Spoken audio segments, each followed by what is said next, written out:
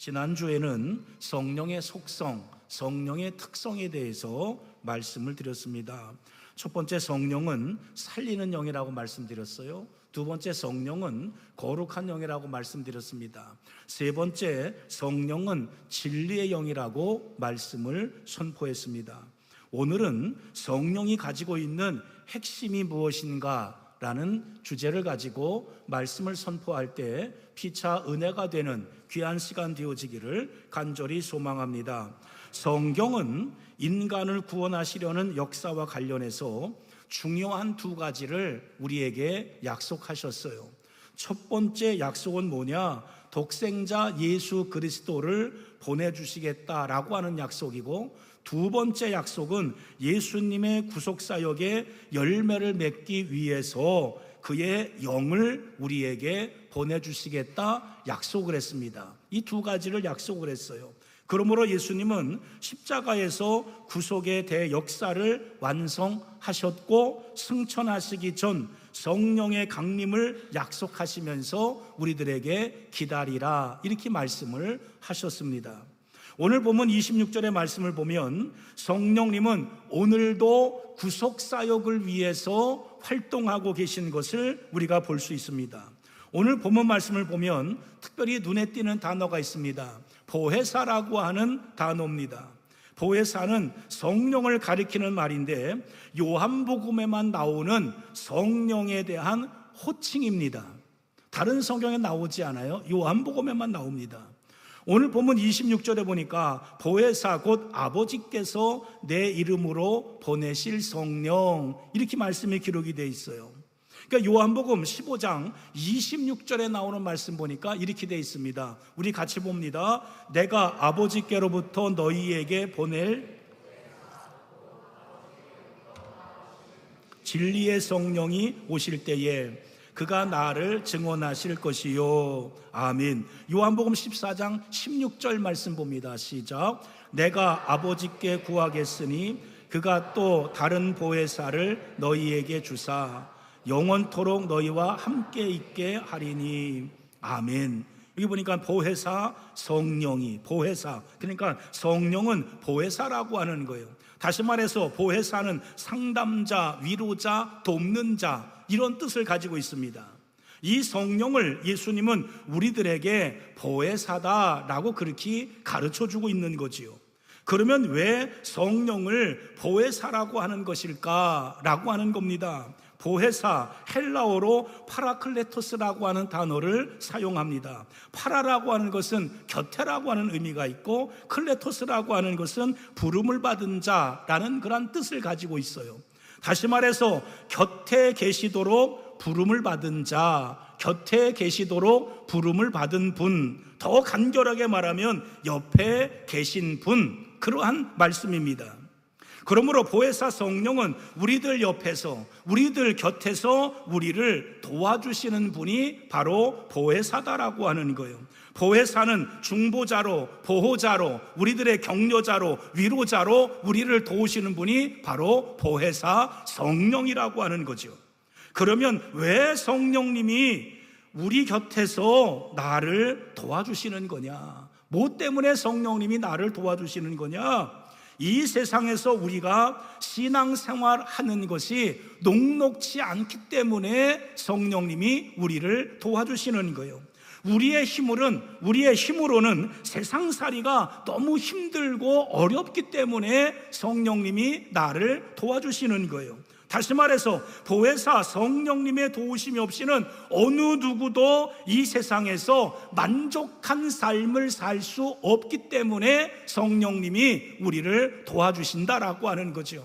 우리가 살기는 살아요. 그런데 진정한 만족이 없어요. 우리가 살기는 사는데 그 삶 가운데 보혜사 성령님이 나를 도와주셔야만 진정한 삶의 행복이 있다라고 하는 것을 우리가 깨닫게 됩니다.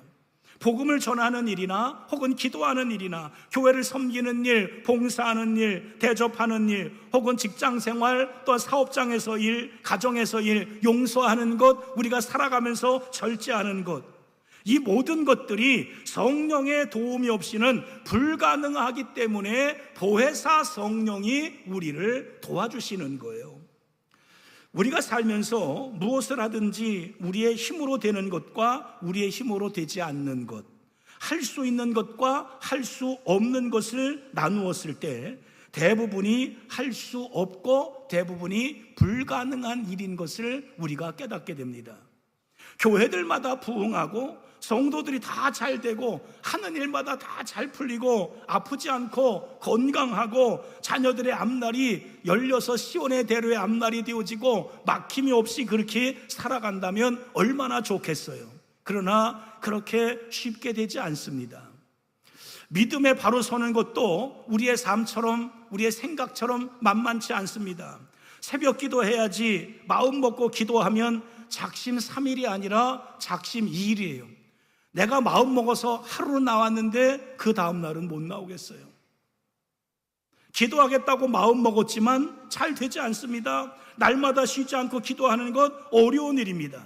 전도도 마찬가지예요. 많은 사람들을 예수님 앞으로 인도해 오고 싶습니다. 전도하고 싶습니다. 내 가족만이라도 예수 믿어 구원받았으면 좋겠습니다. 그런데 그게 그렇게 쉽지 않아요. 어려워요. 1년에 한 사람만이라도 전도하겠습니다. 이것 또한 어렵습니다. 정말 보혜사 성령님의 도우심이 없으면 할 수 없는 일이다라는 거지요. 그래서 예수님이 제자들에게 당부하신 첫 번째 일이 뭐냐? 예루살렘을 떠나지 말라. 그러면은 예루살렘을 떠나지 말라고 그러면은 무슨 예수님께서 우리들에게 인센티브를 줘야 될 거 아니에요. 예루살렘을 떠나지 않는 믿음의 백성들에게 뭔가 주시려고 떠나지 말라고 하는 거 아니냐, 그런 얘기죠. 뭔가 거기에 있으니까. 근데 예수님께서 예루살렘을 떠나지 말라 그렇게 말씀하시고 성령 받을 때까지 기다리라 그러는 거예요. 성령을 주시기 위해서 제자들에게, 믿음의 성도들에게 예루살렘을 떠나지 말아라, 예수님이 그렇게 말씀하시는 거예요. 왜 성령을 기다리라고 하시는 거냐?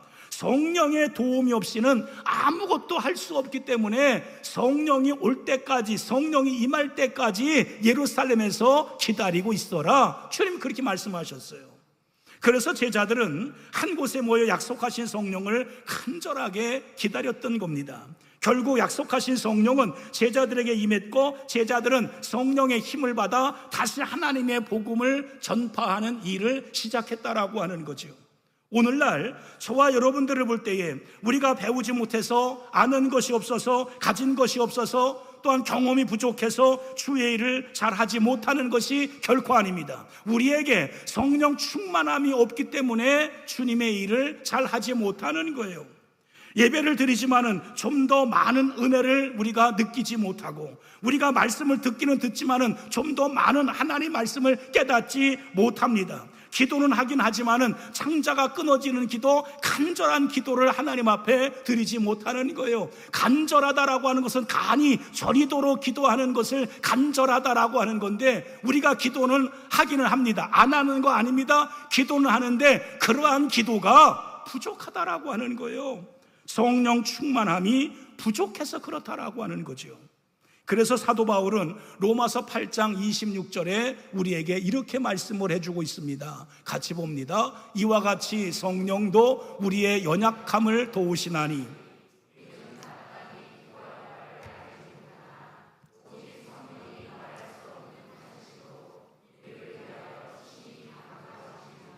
아멘. 히브리서 기자는 히브리서 12장 12절에 이렇게 말씀을 해. 같이 봅니다. 그러므로 피곤한 손과 연약한 무릎을 일으켜 세우고. 아멘. 인간은 연약하고 피곤한 존재라는 거죠. 그래서 더욱 보혜사 성령이 필요하다라고 하는 말씀입니다. 그러면 보혜사 성령님은 우리 곁에서 무엇을 구체적으로 도와주시는 그러한 분이냐? 첫 번째, 우리의 믿음이 연약한 것을 믿음 있게 도와주시는 분이 성령님이다라고 하는 거예요. 오늘 보면 26절에 나오는 말씀이 바로 그런 말씀이에요. 보혜사로서의 성령은 우리들에게 오셔서 모든 것을 가르쳐 주십니다. 또 모든 것을 생각나게 하십니다. 그러면 성령께서 가르쳐 주시는 것이 뭐냐? 우리에게 성령님이 가르쳐 주는 그 내용이 뭐냐라고 하는 거죠. 요한복음 16장 8절부터 11절까지 이렇게 말씀을 해요. 우리 같이 봅니다. 그가 와서 죄에 대하여, 의에 대하여, 심판에 대하여 세상을 책망하시리라. 죄에 대하여라 함은 그 그들이 나를 믿지 아니하며 의에 대하여라 함은 내가 아버지께로 가니 너희가 다시 나를 보지 못하며 심판에 대하여라 함은 이 세상 임금이 심판을 받음이라.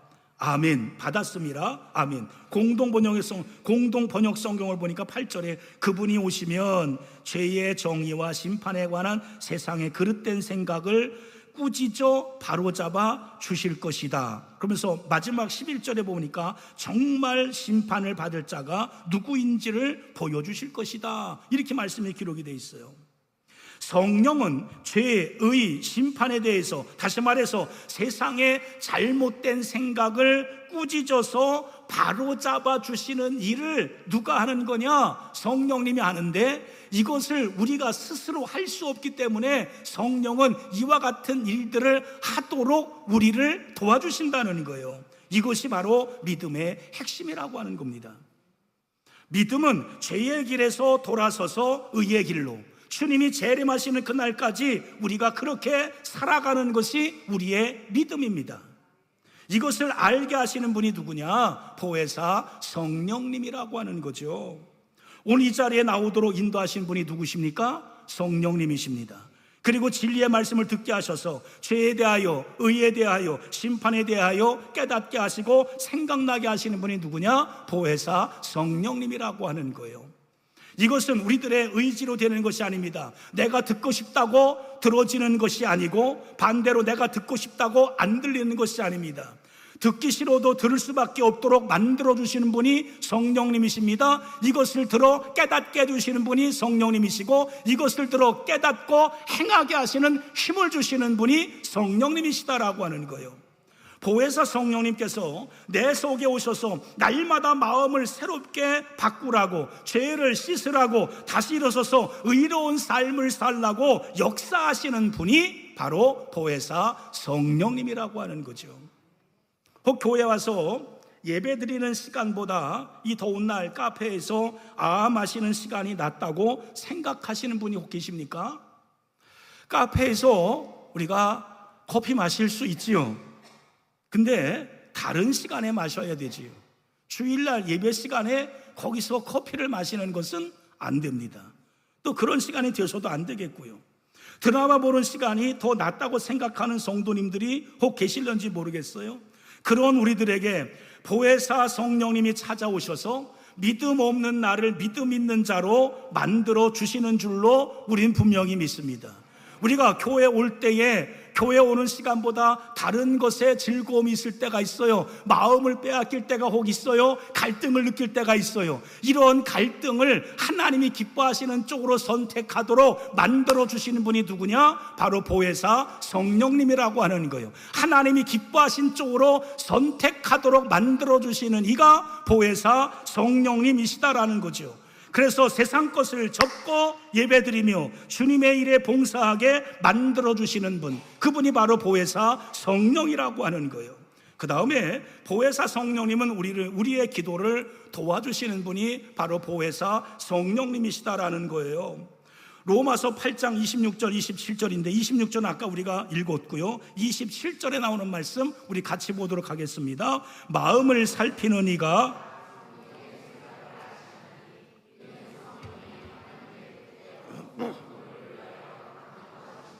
아멘. 26절이나 27절 마지막 부분에 친히 간구하시느니라 위하여 간구하심이니라. 보혜사 성령님이 도우시는 사역 가운데 중요한 것이 있는데 그 중요한 것 가운데 하나가 뭐냐? 간구라고 하는 거예요. 간구. 주님이 가르쳐 주신 기도의 핵심은 뭐냐? 하나님의 나라예요. 그래서 우리가 주기도문 할 때에 그 모든 것이 하나님의 나라로 모든 것이 다 이루어져 있는 것을 우리가 알 수 있습니다. 주기도문을 보니까 하늘에 계신 우리 아버지요, 나라가 임하옵시며 뜻이 하늘에서 이루어진 것 같이 나라와 권세와 영광이 아버지께 영원히 있사옵나이다.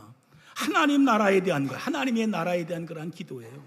그러나 우리의 기도는 너무나 인간적입니다. 세상에 있는 문제들, 아픔, 고통, 욕심, 물질, 더 나은 인생을 위해 기도할 때가 너무나 많이 있죠. 그러나 하나님의 뜻을 구하는 기도는 너무나 빈약합니다. 하지 않는 게 아니에요. 빈약해요. 그래서 예수님은 우리에게 이렇게 말씀을 합니다. 마태복음 6장 26절에 이렇게 말씀을 해요. 우리 같이 봅니다. 공중의 새를 보라.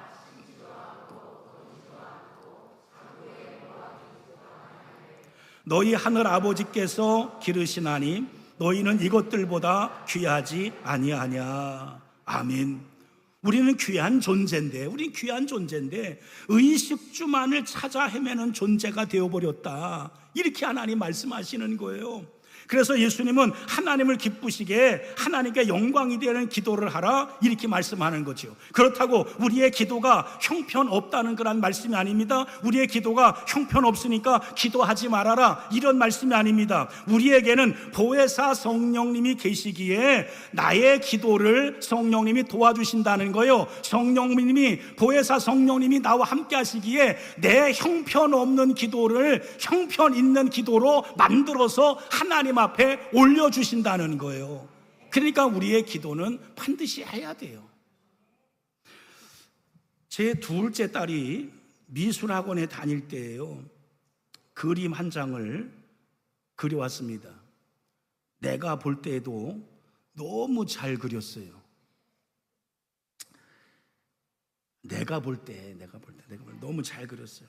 그래서 그것을 얼마 전까지 액자를 만들어 가지고 식탁 옆에다가 붙여놨습니다.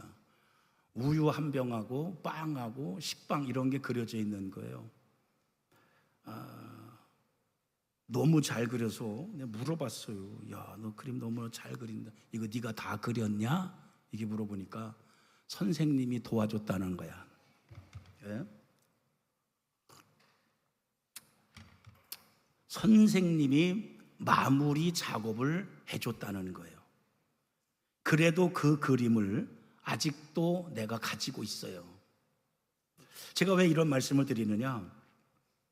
성령님이 아무리 그 모든 일을 도와주시지 않으면 마무리가 안 된다는 거예요.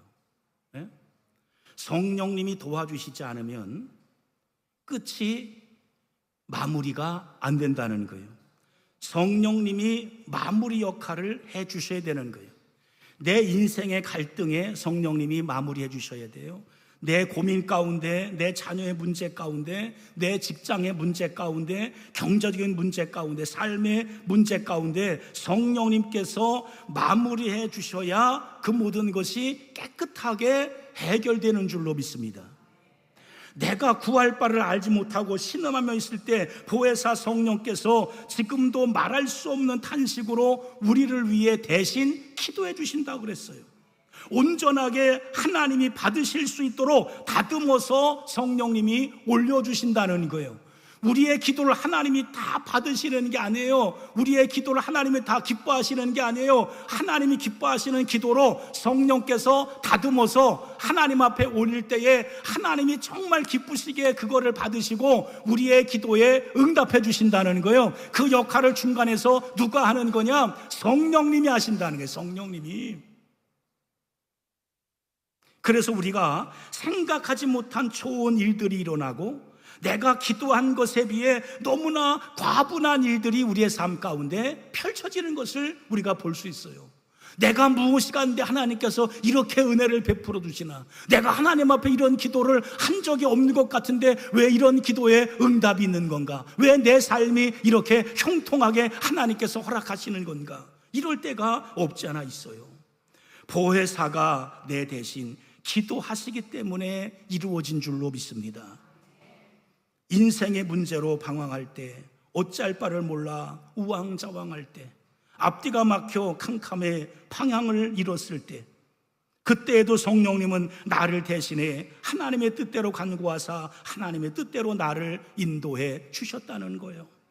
내가 미처 알지 못해 기도하지 못했을 때 성령님은 나를 대신해 기도하십니다. 내가 바쁘다는 핑계로 피곤하다는 이유로 신앙생활 등한시하고 예배생활 등한시하고 나라와 민족을 위해, 교회를 위해, 가정을 위해, 자녀를 위해 기도하지 못했을 때, 혹 기도하지 않았을 때도 성령님은 나를 대신해서 내 자녀와 내 가정을 위해 기도해 주셨다는 말씀이에요. 내가 한눈 팔 때에도, 내가 딴짓할 때에도 나의 자녀를 하나님의 자녀로 키워주셨어요. 지켜주셨어요. 성령이 그렇게 해주셨기에 내가 오늘 이 순간 여기까지 올 수 있었다는 거예요.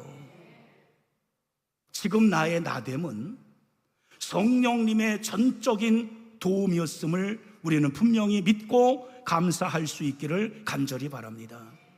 내 자식, 내 부모, 내 남편 병간호하다 피곤해 졸고 있을 때도 성령님은 그 자리를 지키고 있었다는 거예요. 보혜사 성령님은 우리의 기도를 도우시는 분이심을 우린 분명히 믿습니다. 그 다음에 보혜사 성령님은 우리 인생을 도우시는 분이 성령님이시다라는 거예요. 요한복음 16장 14절 16절 우리가 앞에서 보았습니다. 보혜사 성령님은 영원토록 우리와 함께 계시다, 이렇게 말씀을 해요. 그러므로 내가 가진 것 없고 배운 것이 부족하고 잘나지 못하고 좋지 않은 성품이라 할지라도 하나님께서는 성령을 통해 나에게 도움을 주사 보혜사로 인하여 모든 것이 합력하여 선을 이루게 하시는 하나님이신 줄로 우린 분명히 믿습니다. 신앙생활은 성령이 함께할 때 가능합니다. 하나님이 함께할 때 소유의 힘보다 더 크고 내가 가진 것보다 더 강한 것이 뭐냐? 믿음이라는 거예요. 믿음. 전쟁의 승리가 많은 병기 소유에 있지 않습니다. 전쟁의 승리가 핵을 많이 보유하는 데 있지 않습니다. 성공이 지식을 많이 소유함에 있지 않습니다. 축복이 재물을 많이 소유함에 그 축복이 있지 않습니다. 성경에서의 전쟁, 성경에서의 성공, 성경에서의 축복은 하나님이 함께할 때에 전쟁의 승리가 있는 거예요. 하나님이 함께할 때에 인생의 성공이 있어요. 하나님이 함께할 때에 내 삶에 진정한 축복이 있다고 성경은 말씀해주고 있어요. 그러므로 보혜사 성령은 나를 도우시고 보호하시고 변하시고 또 보호하시고 중보하시고 위로하시며 격려해 주십니다. 내 인생을 잘 되도록 도와주십니다. 그러나 성령을 근심케 하는 사람은 성령이 함께 하시지 아니에요. 마가복음 3장 29절에 이렇게 말씀합니다. 같이 봅니다. 누구든지 성령을 모독하는 자는 영원히 사하심을 얻지 못하고 영원한 죄가 되느니라. 아멘. 데살로니가전서 5장 19절 봅니다. 시작. 성령을 소멸하지 말며. 아멘. 에베소 4장 30절에 보니까 성령을 근심하게 하지 말아라, 이렇게 말씀이 기록이 되어 있어요. 성령은 아무에게나 오지 않습니다. 성령은 누구에게나 역사하지 않습니다. 성령은 인격을 가지신 살아계신 하나님이기에 인격 가운데 우리에게 임하십니다. 우리와의 건전한 관계 속에 성령은 임하십니다. 그러므로 오늘 이 시간 제단에 나와 예배드리는 저와 여러분들 위해 보혜사 성령으로 믿음이 성장하고 할렐루야 기도의 도움을 받아 인생의 성공자들이 다 되어지기를 주님의 이름으로 간절히 축원합니다. 전능하신 아버지 하나님,